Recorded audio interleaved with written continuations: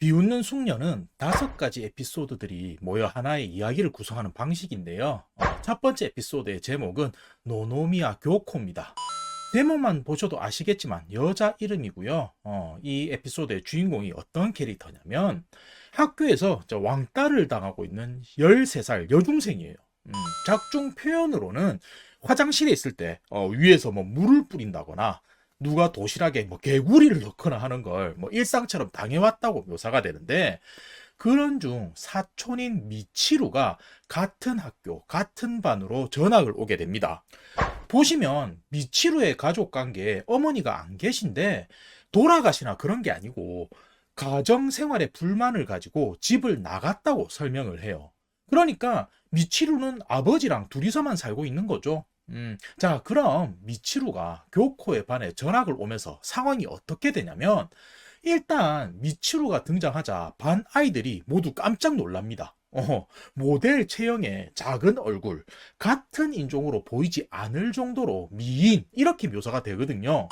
그러니까 지금껏 교코를 괴롭히던 아이들이 타겟을 미치루로 바꾸게 되는 거예요. 근데 이때 교코는 그런 상황을 묵인하고 맙니다. 그게 자신과 미치루가 사촌이라는 것도 숨기고, 이제 뭐 타겟이 미치루가 되었으니 나는 한동안 괴롭히지 않겠지 라면서 그냥 그 상황을 방관하게 되는 거예요. 그러던 어느 날인데 미치루가 교코에게 다가오더니 내가 전학 오기 전까지 네가 왕따 당했던 거지? 라고 말을 합니다. 그 말을 들은 교코는 그저 미안해 라고 말할 뿐인데, 미치루는 원망하기는커녕 오히려 교코를 끌어안더니 사과하지 않아도 된다며, 그만큼 네가 힘들고 괴로웠던 거잖아 라면서 오히려 토닥여줘요. 그리고 다음 날인데 그동안 왕따를 주동하던 여자아이가 남자아이들에게 집단으로 폭행당하는 사건이 발생합니다. 그 일로 왕따 주동자는 전학을 가게 되고 미츠루에 대한 괴롭힘도 끝이 나게 돼요. 그런 일이 있고 얼마 후인데 이번엔 교코가 재생불량성 빈혈로 병원에 입원하는 일이 발생합니다. 빈혈이라고 하니까 그냥 뭐 단순히 뭐 현기증을 좀 느끼는 정도인가 싶을 수 있는데, 재생불량성 빈혈 같은 경우는 다양한 합병증이 발생해 목숨까지 위험한 병이었고, 그 치료법 역시 골수를 이식하는 위험한 방법밖에 없었습니다. 근데 여기서 또 누가 등장하냐면 미치루가 자신의 골수를 기증하겠다면서 교코를 찾아오는 거예요. 그렇게 해서 다행히 수술이 끝난 몇 주 뒤인데 교코는 더 이상 학교에서 미치루를 피하지도 않고 자신과 사촌 사이란 걸 숨기지도 않게 됩니다. 그리고는 언젠가 이 빚을 꼭 미치루에게 갚아야겠다 이런 생각을 해요. 그러다가 교코가 처음으로 미치루의 집에 방문한 때였는데 또 하나의 사건이 발생하고 말아요. 누군가가 집 문을 여는 인기척이 들리자 갑자기 미치루가 교코에게 숨으라고 이야기를 하거든요. 교코는 무슨 이유 때문인지 몰랐지만 미치루는 가타부타 설명 없이 교코를 벽장에 밀어넣는데, 얼마 후 미치루의 아버지인 노리오가 미치루의 방으로 들어옵니다. 그러더니 너도 엄마처럼 도망갈 생각을 하고 있냐? 이러면서 미치루의 뺨을 때리기 시작해요. 벽장 속에 숨어있던 교코는 이게 어찌된 상황인가 싶은데 이후 예상치도 못한 일이 발생하는 게, 노리오가 자신의 딸인 미치루를 강제로 범하기 시작합니다. 근데 그 모습은 한두 번 겪은 게 아닌 듯 익숙한 모습처럼 보였는데, 도와달라는 듯 벽장 쪽을 응시한 미치루와 교코는 시선이 마주치게 돼요. 순간 벽장에 숨어있던 교코는 밖으로 뛰쳐나갔고 곁에 있던 줄을 올가미 삼아서 노리오의 목을 옥죄기 시작합니다. 그러자 미치루 또한 노리오의 하체를 눌러서 발버둥 치지 못하게 억누르게 되는데, 그렇게 해서 두 사람은 노리오를 죽이게 되는 거예요. 그 후 교코와 미치루는 노리오의 시신을 거실로 옮긴 후 자살한 사람처럼 꾸미는데, 이때가 1992년이라고 나옵니다. 두 번째 에피소드의 주인공은 사기누마 사요라는 여성이에요. 나이는 27세고요. 에피소드 1편에서 주인공이었던 교코의 동창이라고 나오니까 14년 정도가 흐른 거죠. 이 사요라는 여성에 대해 설명을 드리자면 직업은 평범한 은행원인데 가방을 에르메스 가든 파티란 걸 들고 있다고 묘사가 됩니다. 근데 제가 이런 걸 몰라서 검색을 해보니까 600에서 한 700 정도 하는 도트백 스타일의 가방이더라고요. 그래서 은행원 수입이 나쁘지 않나 보다 생각할 수도 있는데, 알고 보니 사요는 그 업무 스트레스를 소비욕으로 해소하는 사람이었어요. 근데 뭐 명품을 사더라도 자신이 감당할 수 있는 선에서 하면 뭐라 하겠냐마는, 사요는 이 때문에 상당한 빚이 있는 상태였고 매달 카드사로부터 독촉을 받고 있다고 나옵니다. 그러니까 주변인들 앞에선 명품 가방에 뭐 비싼 옷을 걸치고 잘 나가는 은행원 이렇게 모습을 보여주지만, 막상 집은 초라하고 카드빚 독촉장이 우편함에 쌓여 있는 그런 상황인 거죠. 그런 중에 사요는 동창회에서 교코를 만나게 되는데, 교코가 사촌과 생활 컨설턴트 회사를 운영한다는 이야기를 듣게 되고, 혹시 도움을 얻을 수 있지 않을까 싶어서 찾아가게 되는 거예요. 찾아온 사요를 맞아준 사람은 빼어난 미모의 여성이었는데, 사요의 옷차림을 보자마자 지금 경제적으로 도움이 필요하시군요 라고 말을 합니다. 자, 예상했다시피 이 여성은 미치루고요. 왜 이런 말을 했냐면, 명품으로 휘감은 외모와 어울리지 않게 수수한 손톱을 하고 있는 걸 지적한 거였어요. 사요는 자신의 처지를 관통당한 것에 대한 불쾌함보단 첫 만남의 인상만으로 상대를 꿰뚫어 보는 미추루에게 놀라게 됐고, 자신의 상황을 숨김없이 털어놓게 됩니다. 그러자 미치루는 사요의 이야기를 경청하더니 두 가지 솔루션을 제시하는데, 하나는 파산 신청을 하는 것이고 다른 하나는 공금을 횡령해 상황을 해결하라는 것이었어요. 이 이야기를 들으시면 뭐 이렇게 경우가 극단적이야라고 생각하실 수 있는데, 은행원이 파산 신청을 하게 되면 직장을 잃게 되고 발급된 카드 또한 모두 취소가 된다고 이야기를 합니다. 그러니까 자신의 생활을 어느 정도 유지하려면 범죄밖에 없었던 거죠. 그렇게 해서 사요는 교코의 면허증을 이용해서 이토유코라는 차명 계좌를 만들었고, 이후 회사 공금을 빼돌리기 시작합니다. 물론 사요의 생각은 빚을 갚는 정도만 은행의 돈을 이용하고 뭐 보너스나 뭐 급여가 나오면 메꿔 넣을 계획이었는데, 사람의 마음이란 게 그렇잖아요. 마음대로 막 큰 돈을 만지게 되면 또 씀씀이도 커지게 되는 거고, 그렇다 보니까 2억 엔이 넘는 돈을 차명 계좌로 옮겨두게 돼요. 그러던 어느 날인데 사요는 통장 잔고를 확인해 보고서 깜짝 놀라게 됩니다.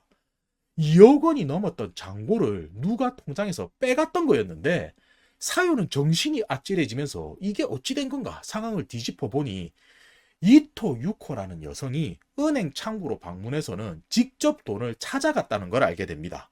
자, 이토 유코의 계좌는 교코의 면허증으로 만든 거라 했었죠. 뒤늦게 교코의 회사로 연락해 보지만 당연히 번호는 없는 번호로 바뀌어 있고, 한마디로 이제 보기 좋게 당한 거죠. 그렇게 다음 장면인데, 달리는 지하철에 뛰어든 여성이 발견이 돼요. 지갑에 있는 면허증으로 죽은 여성이 사가누마 사요란 걸 경찰은 확인하는데, 지갑 안에는 생활 컨설턴트 미치루라는 명함도 들어 있습니다.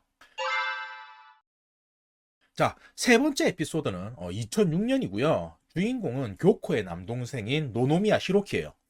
교코와 미치루는 사촌 관계니까 이제 히로키한테도 미치루는 사촌 누나잖아요. 근데 이때 미치루가 이사 관계로 교코의 집에 잠시 머물게 되는데, 히로키는 집에 찾아온 미치루를 보고서는 가슴이 뛰고 숨이 멎을 것 같았다라고 묘사를 합니다. 협심증이 있는 게 아니라면 좋아하는 감정이 있었다는 거겠죠. 근데 일본은 뭐 사촌끼리도 결혼이 되거든요. 그러니까 뭐 시스콘 이런 건 아닌 것 같고, 다시 뭐 히로키에 대해 설명하자면, 아버지가 운영하는 폐기물 처리장에서 일을 돕는다고 설명이 되는데, 이게 근데 뭐 가업을 잇는다 이런 거는 아니고, 여러 군데 구직 활동을 했지만 모두 실패했다고 나와요. 그리고 아버지 일을 돕긴 해도 뭐 월급을 받는 게 아니다 보니까 자존감이나 뭐 이런 게 낮은 상태고, 특히 누나인 교코가 자신을 무시한다고 생각하고 있습니다. 아무튼 그런 상황에서 이제 미치루가 집에 머물게 된 건데, 어느 날 밤에 복도를 지나던 히로키는 미치루가 머무는 방에서 대화 소리가 들리기에 몰래 들여다보게 됩니다.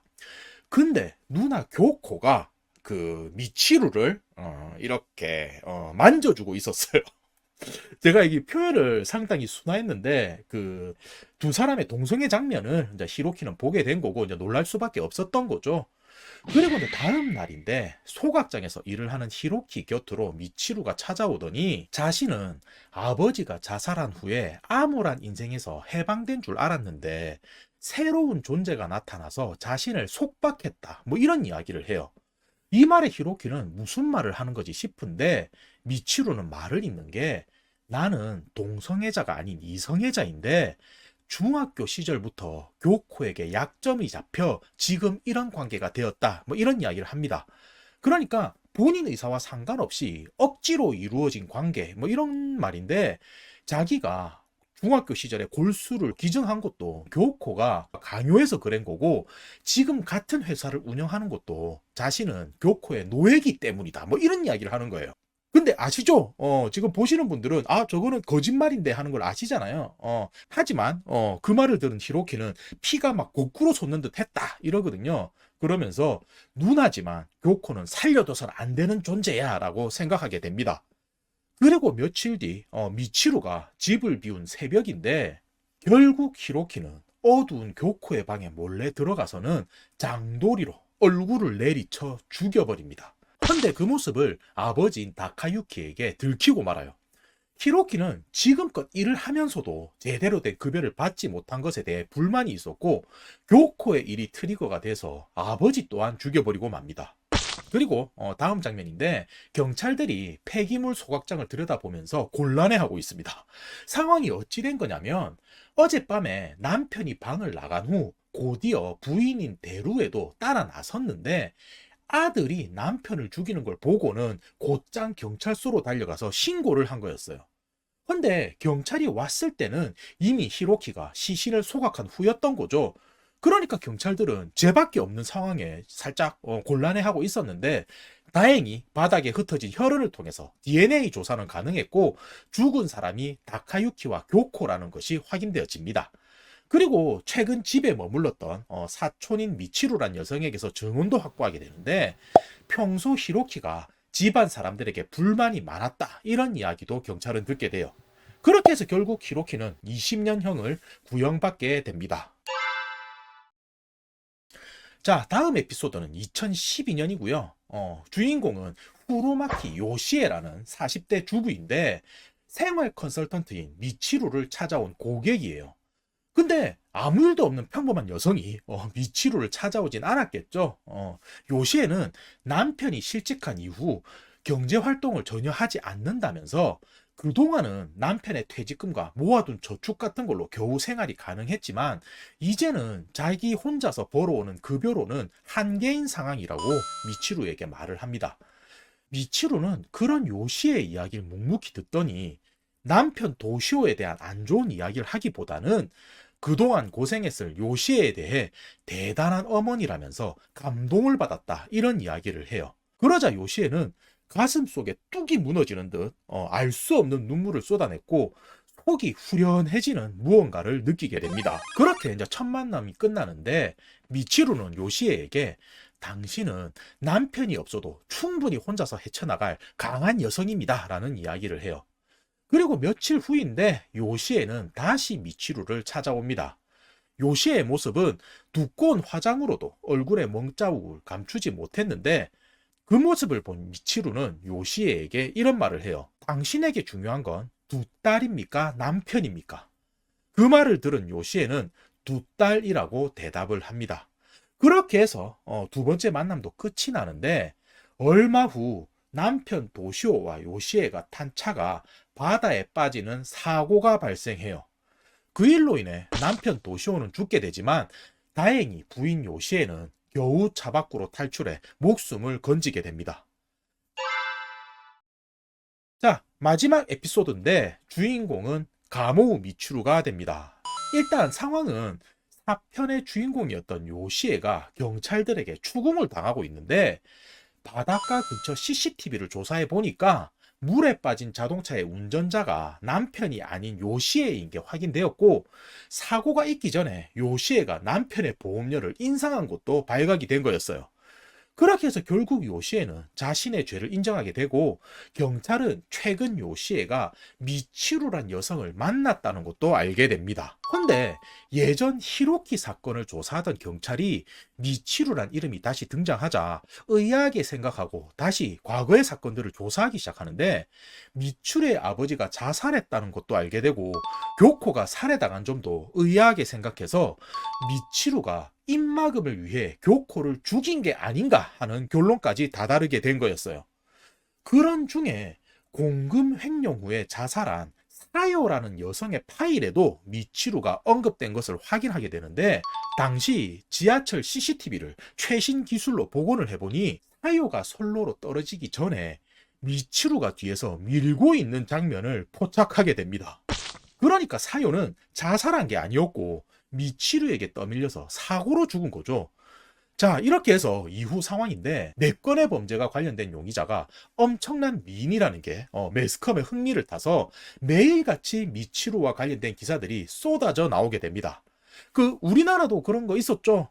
미인 범죄자 하면서 이슈가 되고 뭐 그런 건데 검찰은 살인과 살인 교사 혐의로 미치루를 법정에 세우게 되고 희대의 악녀라는 타이틀이 붙은 재판이 벌어지게 된 거였어요. 자, 결말인데 우리는 미치루가 어떤 짓을 했는지 알죠? 그러니 정의 구현이 될까 싶은데 우선 첫 번째 증인으로는 요시에가 등장합니다. 검찰은 남편을 죽이는 데 있어서 미치루가 관여를 했냐 묻는데 요시에는 그런 적이 없다. 다만 나에게 남편이 중요한지 딸이 중요한지 물어봤을 뿐이다 라고 이야기를 합니다. 그리고 다음 증인으로는 히로키가 나타나는데 히로키 또한 미치루는 아무런 잘못이 없고 나를 무시하는 가족들을 죽였을 뿐이다 라고 이야기를 해요. 그러니까 우리가 볼 때는 미치루에게 이용당한 사람들이 오히려 미치루를 옹호하는 상황인 거죠. 그렇게 해서 살인 교사에 대한 거는 증거가 없으니 무죄가 되는 건데 이제 살인에 대한 부분이 남아 있잖아요. CCTV에도 분명히 미치루가 사요를 미는 게 확인이 됐고 근데 이때 변호인 측에서 요청한 증인이 법정으로 들어섭니다. 그러니까 미치루 쪽에서 부른 증인이라는 거죠. 자, 일단 제가 잠시 끊었는데 이 소설은 나카야마 시치리 작가님 소설이고요. 예전에 영상으로 만들었던 안녕 드비시라는 작품을 쓰신 작가분이에요. 제가 이 작품을 왜 언급하는지 이제 설명을 이어서 하겠는데 미치루 쪽에서 요청한 증인은 성형외과 의사였습니다. 그는 법정에 들어서더니 미치루를 보면서 저기 앉으신 분은 예전에 제가 수술을 한 분입니다 라면서 저분의 이름은 노노미야 교코라고 말을 해요. 이거 진짜 오랜만이다. 이거 진짜 오랜만이다. 근데 일단 알겠어요. 일단 무슨 생각하는지 알아. 알겠는데 말을 이어가자면 지금까지 미치루라고 생각했던 사람이 알고 보니 교코라는 거죠. 자, 그럼 이게 언제 바뀐 건지 보자면 의사는 성형을 한 게 2008년이라고 말을 합니다. 그럼 2006년에 히로키가 죽인 건 교코가 아니라 미치루란 거죠. 자, 그럼 그때 상황을 다시 볼 텐데 히로키는 교코의 방에서 자고 있는 사람이 당연히 교코라고 생각해서 어두운 상황에 얼굴을 내리쳐 죽였던 거고 이후에 시신을 모두 소각했기 때문에 증거도 없었던 겁니다. 헌데 죽은 사람이 누군지는 혈흔을 통해 확인했었죠. 기억하십니까? 교코는 재생불량성 빈혈이 있었고 미치루가 골수를 기증했었죠. 그렇기 때문에 두 사람의 DNA는 같았던 거예요. 그러니까 발견된 혈흔에서 나온 교코의 DNA는 사실 미치루의 DNA였던 거죠.